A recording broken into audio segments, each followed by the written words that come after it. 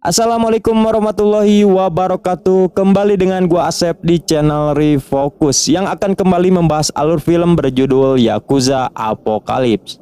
Jadi film ini menceritakan tentang seorang anggota Yakuza yang ingin balas dendam karena bosnya telah dibunuh oleh gangster lain yang anggotanya bukan orang-orang biasa alias punya kesaktian. Tapi sebelum let's go, seperti biasa siapkan dulu sesajennya, kopi udutnya. Kita gas.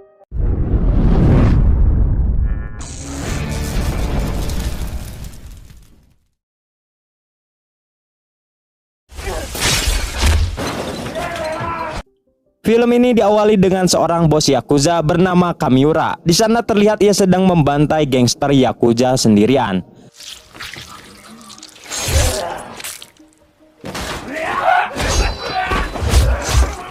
Namun karena ia terlalu kuat, tentu saja ia pun berhasil membantai mereka semua. Setelah itu ia pulang ke rumah dan langsung disambut oleh istrinya yang sudah memakai baju dinas untuk melakukan mantap-mantap. Namun tiba-tiba Kamiura malah menghisap darah istrinya karena kehausan.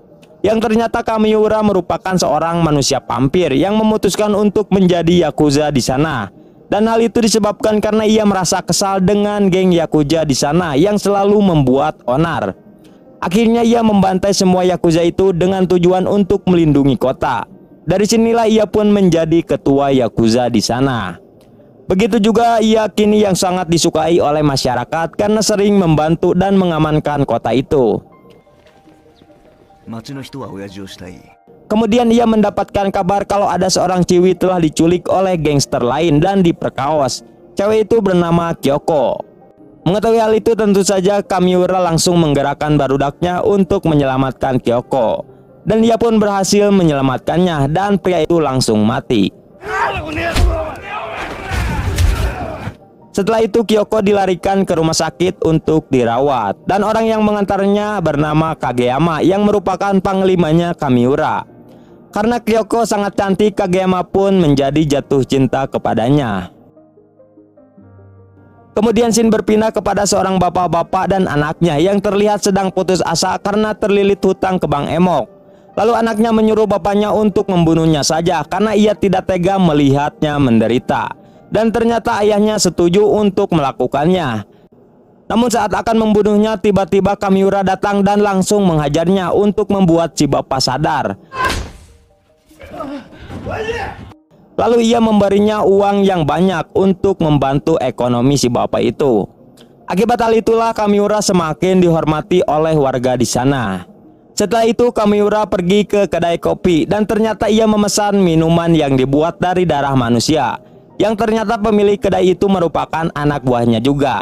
Dan darah itu didapatkan dari tahanan yang disekap olehnya. Kemudian scene berpindah yang terlihat sedang dimarahi oleh baladnya karena ia menolak untuk ditato. Padahal sebenarnya itu merupakan simbol dari anggota Yakuza. Namun Kageyama tidak ingin mentatonya karena kulitnya yang sensitif. Setelah itu Kageyama pun pergi lagi ke rumah sakit untuk menjenguk Kyoko dan ngobrol satu sama lain. Lalu ia menanyakan apa keinginan Kageyama yang belum dimiliki. Dan Kageyama pun langsung menjawab kalau ia ingin tato seperti bosnya. Tidak lama kemudian teman Kageyama datang ke sana karena ia disuruh oleh Kamiura untuk menemaninya di rumah sakit.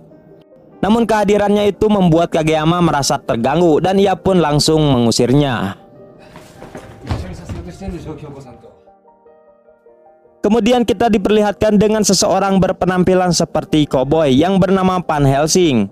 Dan ternyata di sana juga terlihat ada Mamang Yayan yang sedang cari-cari alamat.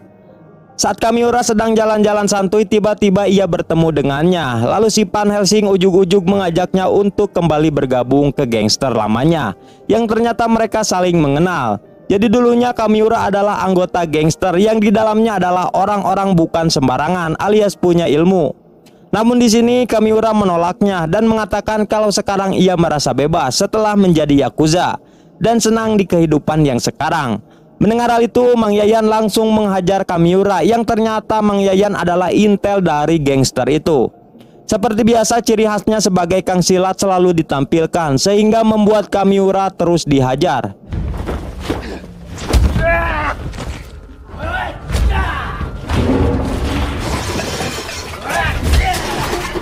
Tidak lama kemudian datanglah Kageyama untuk membantu Kamiura melawan Mang Yayan. Namun karena Mang Yayan bukan orang biasa, ia pun dengan sangat mudah mengalahkannya. Dengan keadaannya yang sudah tepar, Kageyama hanya bisa melihat bosnya ditembak dan kepalanya dipurilitkeun hingga coplok. Namun sebelum pingsan, Kageyama jadi tahu dalang dari semuanya, yaitu anak buah bosnya sendiri yang bernama Genba. Karena ia yang melaporkan keberadaan Kamiura kepada gangster itu. Hal itu ia lakukan karena ia ingin mengambil alih kekuasaannya Kamiura untuk menjadi bos Yakuza. Tidak lama setelah itu Kageyama sadar dari pingsannya. Melihat hal itu, Kageyama langsung mengambil kepala bosnya dan kabur dari sana. Saat sudah aman, tiba-tiba kepala Kamiura bisa bicara dan mengatakan kalau ia akan memberikan semua kekuatan kepadanya karena ia ingin Kageyama membalaskan dendamnya. Lalu Kamiura langsung menggigit dan Kageyama pun langsung kesurupan. Lalu muncullah tato seperti Kamiura di punggung Kageyama. Akibat hal itulah Kageyama kini menjadi vampir Yakuza. Di tempat lain, Genba and Friend mendatangi kedai langganan Kamiura, namun pemiliknya sedang tidak ada di sana. Lalu di sana mereka menemukan banyak orang sedang kesakitan, yang ternyata orang-orang itu adalah santapannya Kamiura untuk diambil darahnya. Jadi mereka itu adalah anggota Yakuza dulu sebelum Kamiura menjadi bos di sana. Dari sinilah Genba dan anak buahnya baru menyadari kalau bosnya ternyata merupakan seorang vampir. Tidak lama kemudian datanglah pria dengan jutsu kura-kura yang merupakan anggota gangster Mang Yayan, yang ternyata benar anggota gangster itu di dalamnya bukan orang-orang biasa. Lalu pria itu memberitahu kalau sang pemimpin gangster akan datang dan ia juga mengatakan kalau Kamiura masih hidup. Karena bosnya merasakan kalau darahnya masih mengalir yang kemungkinan ada di dalam tubuh Kageyama. Mendengar itu, si Genba terkejut dan memutuskan untuk ikut dengannya untuk membunuh Kageyama. Di tempat lain, si Kageyama melihat salah satu anggota yang melanggar peraturan karena menyiksa warga dan ia pun langsung membantai anggota Yakuza itu.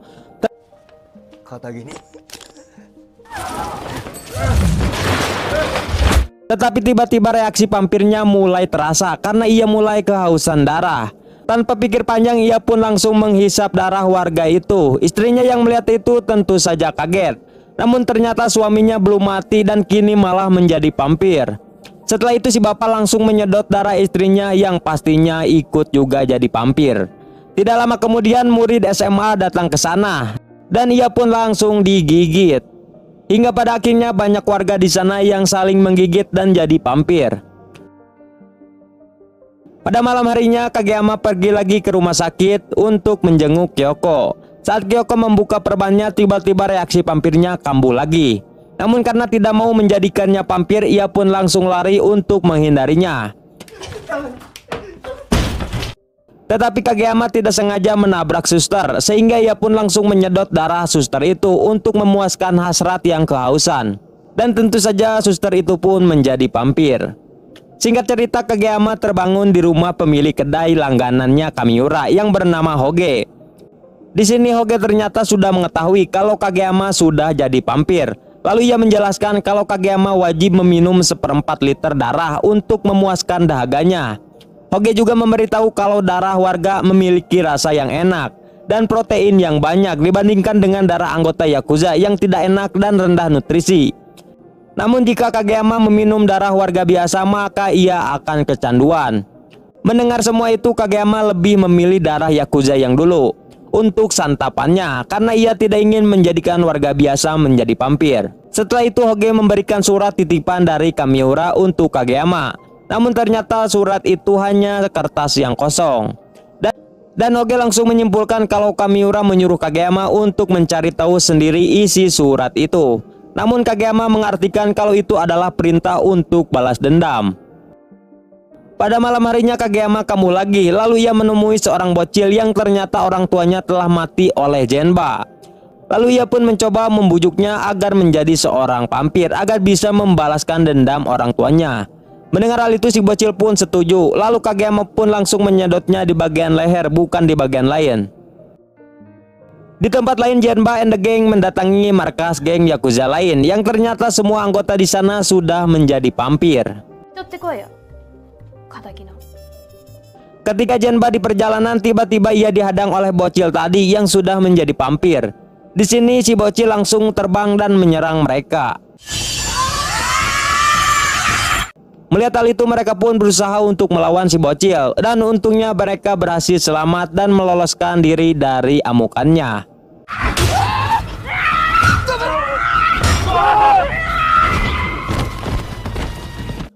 Keesokan harinya, Kageyama mendatangi markas Genba dan anak buahnya untuk balas dendam. Namun karena sudah sakti, tentu saja ia pun berhasil membantai semua Yakuza itu.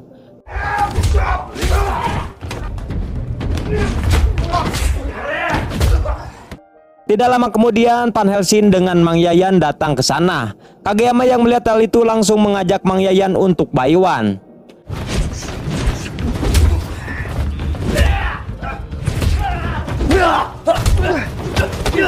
Ketika di tengah pertarungan, tiba-tiba sebuah skateboard yang membawa bom waktu menghampiri mereka. Karena takut meledak, mereka pun langsung menghentikan baku hantamnya dan kabur dari sana. Namun ternyata bom itu hanyalah prank yang dibuat oleh si Hoge untuk menyelamatkan Kageyama, karena ia tidak yakin Kageyama belum mampu mengalahkan Van Helsing dan Mang Yayan. Pada malam harinya, Kageyama merasakan bau darah dari surat kosong yang diberikan Kamiura. Lalu ia mencoba untuk membakar surat itu, dan tiba-tiba muncullah sebuah pesan yang berisi beranilah dan jangan putus asa. Melihat hal itu, Hoge meyakini kalau Kageyama sudah dapat mengalahkan si Van Helsing dan Mang Yayan. Tidak lama kemudian, Kyoko datang dan merelakan dirinya disantap oleh Kageyama dengan tujuan agar Kageyama menjadi kuat. Namun Kageyama menolak karena ia tidak ingin wanita yang disayanginya menjadi vampir. Di tempat lain, bos gangster itu muncul juga ke kota dan ternyata ia memakai kostum Bangkong Juma. Di sana ia langsung membantai semua Yakuza tanpa ampun. Setelah itu si Juma menemui markas anak buahnya berkumpul. Lalu pria kura-kura memberitahu kalau Kamiura sudah mati, namun kekuatannya telah disalurkan kepada Kageyama. Mendengar hal itu, si Juma marah dan mengeluarkan saringannya, lalu melampiaskan kepada semua yang ada di sana.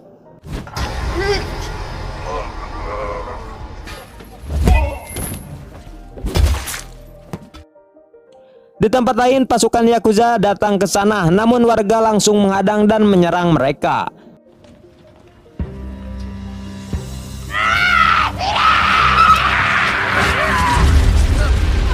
Tidak lama kemudian, bos Juma datang dengan Van Helsing. Melihat hal itu, semua warga langsung terdiam karena takut kepada sang Juma.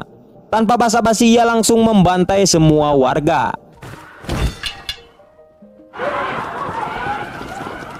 Namun saat akan membunuh si bocil, tiba-tiba Kageyama datang dan meminta agar si Juma tidak membunuhnya, karena ia belum membalaskan dendam orang tuanya kepada Genba. Mendengar hal itu, si Juma pun melepaskannya dan si bocil langsung menemui si Genba dan membunuhnya menggunakan kampak. Sedangkan Kageyama langsung baku hantam dengan sang pemimpin gangster itu.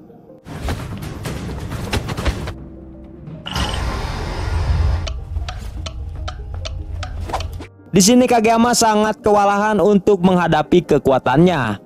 Tidak lama kemudian, anak buahnya Kageyama datang dengan membawa mobil senjata.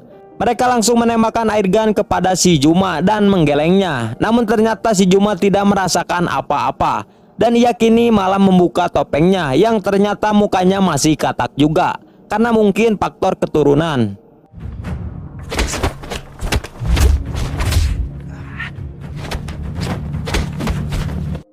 Sedangkan anak buah Kageyama diajak Van Helsing untuk baku hantam di tempat lain dan terlihat mereka saling menembak.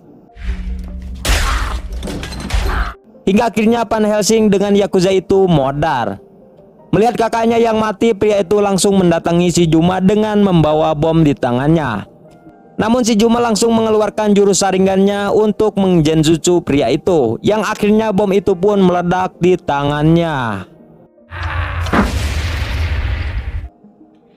Lalu di sana Kageyama melihat ada sebuah lakban di perutnya si Juma dan menyadari kalau itu mungkin adalah kelemahannya. Lalu ia langsung menghajar perutnya dan membuka perban itu.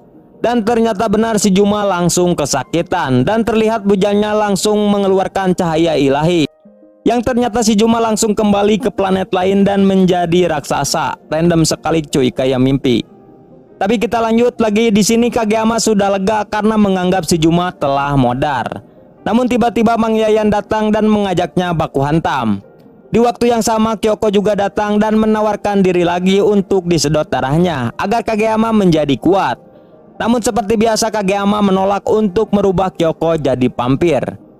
Namun dengan tubuh yang kekar, Mang Yayan meminta pertarungan itu memukul bergiliran dan yang tumbang akan dinyatakan kalah. Terlihat mereka berdua yang sangat kuat. Namun karena pemeran utamanya adalah Kageyama, tentu saja Mang Yayan yang pro pun jadi kalah. Tidak lama kemudian si Juma muncul lagi dengan tubuhnya yang menjadi raksasa. Lalu Kageyama tiba-tiba mengeluarkan sayap karena ia kini telah menjadi vampir permanen. Dan film pun tamat. Namun tidak tahu siapa pemenangnya karena endingnya sudah sampai di sini cok. Dan ternyata filmnya sungguh mantap meskipun random karena ini bergenre fantasi laga dengan sedikit bumbu komedi.